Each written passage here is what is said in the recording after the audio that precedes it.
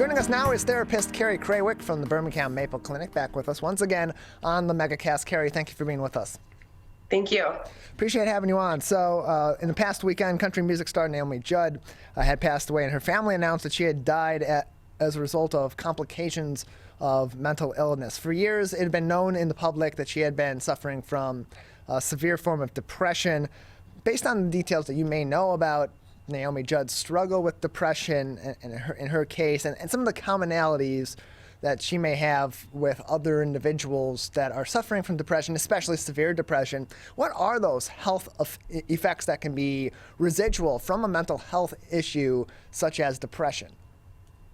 Sure. Well, so for depression, for one, has a number of both physiological and social and emotional side effects. So extreme sense of worthlessness, hopelessness, loss of interest in activities once enjoyed, fatigue, insomnia, tiredness, overeating, oversleeping, undereating, undersleeping, over drinking or self-medicating.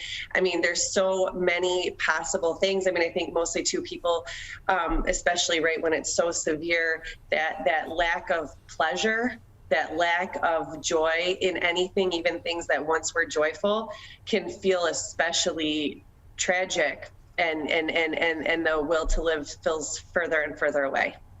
And so as you're treating these symptoms, as you're working through these symptoms, either as a therapist or as patients are working through these symptoms with medication or a combination of both, how likely is it that somebody that is battling one of these different varieties of mental illnesses may not necessarily be able to recover or be able to come through and have that other side scenario where it's not taking so much of a toll on them? Because I would presume that someone of Naomi Judd's status would be able to have access to all those kinds of treatments, but they don't necessarily work for everybody.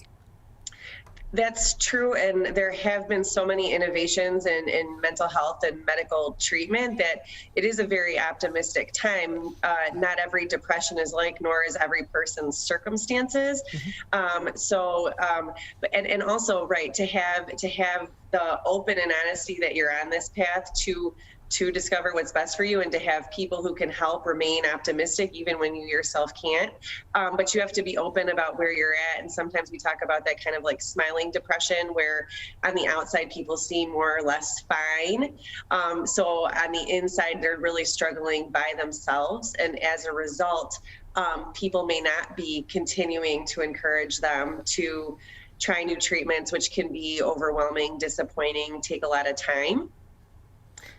And so as a family member, as a friend, as someone else in this person's life, how do you suggest that they go about recognizing the signs that someone may be suffering from a mental illness, such as depression or any other form of mental illness, and then address that with that person? Sure. I actually saw this morning Bill Gates was on news programs talking about the pandemic and how we need to be prepared now for the next pandemic. But everybody's so bogged down with just fatigue about it. It's such a hard time to think about that way. And I thought, what a beautiful analogy for also families dealing with a loved one or a member of their household who has mental illness.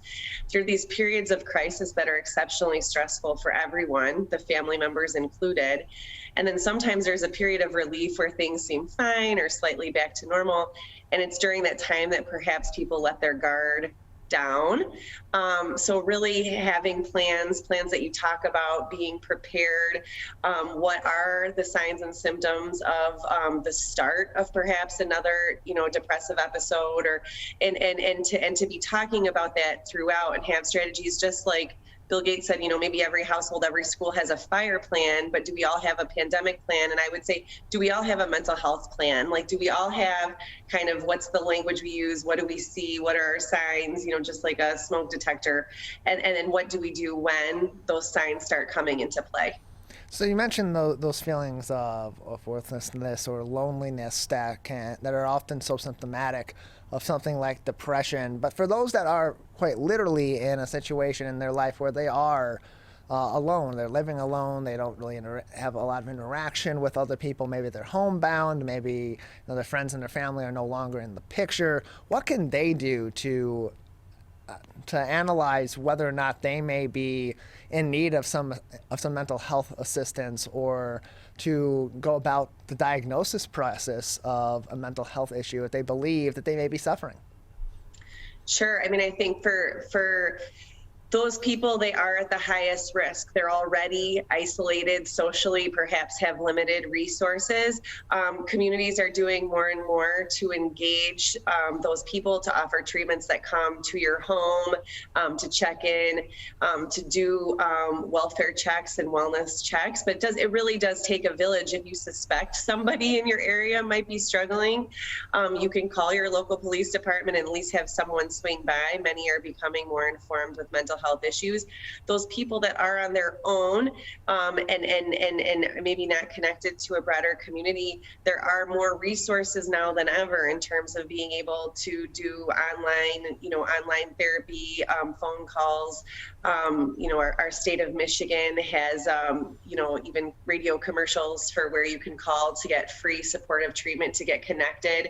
But yeah, it really does take at least a step enough to want to take that step. And I think even when it comes to suicidal thoughts or ideation, people often have what we call ambivalence or mixed feelings. There's maybe part of them that's certain they want to do it, and part of them that's not sure, part of them that wonders just maybe things might be okay. And to really to help people kind of coach those parts and create a little more balance instead of just listening to one side of the coin. We're joined by Carrie Krawiec from the Birmingham Maple Clinic, joining us on the MegaCast. More information and getting in contact with them by visiting birminghammaple.com. That's birminghammaple.com for more information on the clinic and to get in contact with the clinic if you or someone else in your life is in need of some of their services. And so what sort of questions should we be asking if we are a parent or we're a relative or a friend of someone that we believe may be suffering, maybe having some of these mental health issues, or maybe going through a depressive episode, and we want to help them without necessarily being invasive or triggering or being just a little bit too aggressive to the point where they don't want to talk? Sure. I mean, I know people feel like it's such a fine line, and especially if they experience, a pattern of, mental health crises, it feels very fragile, and there's a strong desire to not push any buttons to maybe accelerate anything. But I always do advise people to be bold, and if you suspect that someone's at risk of hurting or harming themselves, to ask them flat out, do you think about hurting or harming yourself or anybody else? If they answer yes, do you think about a plan? Have you thought of what you would do? If they say yes, you say, do you have that stuff in your home? Can you do this plan that you've thought of? Or, do you have access to that? And if they say yes, I mean, these are really like, everyone shows you that you're in a slightly higher degree of crisis than you might have been before. So then ultimately it is, we either need to, call emergency services, call 911, get an evaluation from a therapist or trained professional as immediately as possible. After having this conversation today, I'm thinking, just like I said about being prepared, I mean, we should perhaps be just more bold to have these conversations with everybody, whether we suspect mental illness or not, and just make it a commonplace conversation. So that it doesn't feel so foreign or touchy or testy to either the person having it or the person receiving it, that this is just very much a way that we would talk to one another. So as a therapist, when these evaluations are being undergone between yourself or another professional and a patient, how do you go about those evaluations? Obviously, it's going to be different person to person. Everybody's going to have different needs in terms of their mental health and what their goals are and what their areas of needs are going to be. But where do those evaluations typically start to really get a full understanding, or as full of an understanding as you can, about what a person is going through before you're treating them either through therapy, certainly through medication, or both? Sure. So, much like some of those questions I asked, a therapist would ask also those same questions, would also be evaluating, like you said, are there other people in the home? Are you by yourself?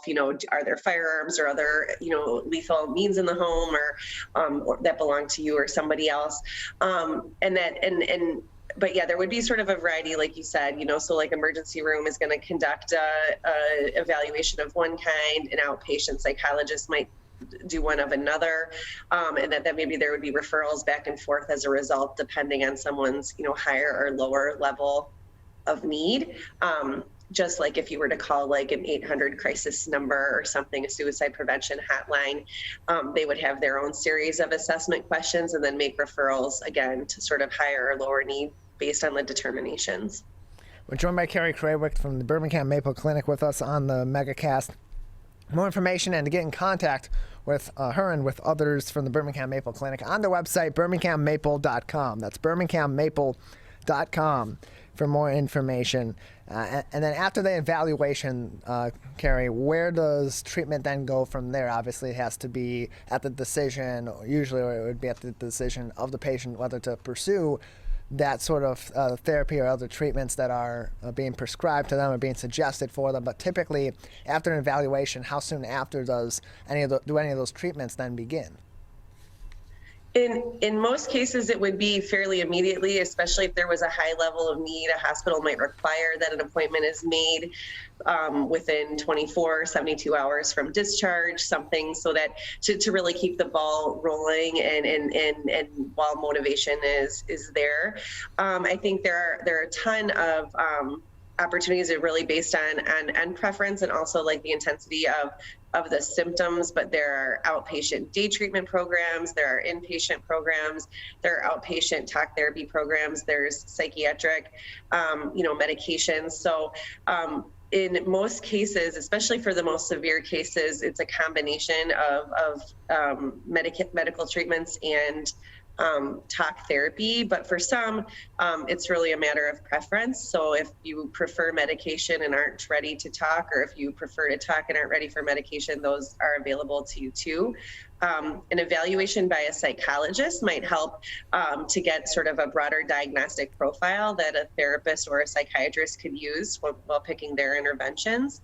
I also think there's a ton of resources such as family therapy or even individual therapy for family members to help identify their behaviors and roles in their loved one's mental illness, the ways in which they can intervene in positive ways, the ways in which maybe they're intervening in ways that are detrimental to the person, and in terms of enabling or not necessarily, paying attention to the things that are really dangerous. And therapists for even the other family members can help cope with the feelings of loss and grief, feeling out of control, just feeling anxious and overwhelmed for their loved one.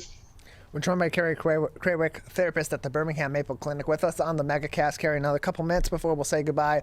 Anything else at this time that would be important for our audience to be considering in terms of their mental health or in terms of just doing preliminary evaluation of the mental health of others and that they care about in their daily lives? Yeah, I think it's absolutely, sometimes just talking about it, just getting familiar talking about it, not just to a trained professional, but to the general public might help enumerate, right, how normal the feelings are and how also possible what treatments are, what's worked for other people, or, just being connected in periods. And we live in a high stress time, in our cultural, social world right now, and staying connected to other people is one of our biggest resources during times of stress, even though often during times of stress we push people away. So certainly generating opportunities to connect are good for both the giver and the receiver of that connection. So that would be the one thing I would leave everybody with. Carrie, thank you so much for joining us. Great, thank you.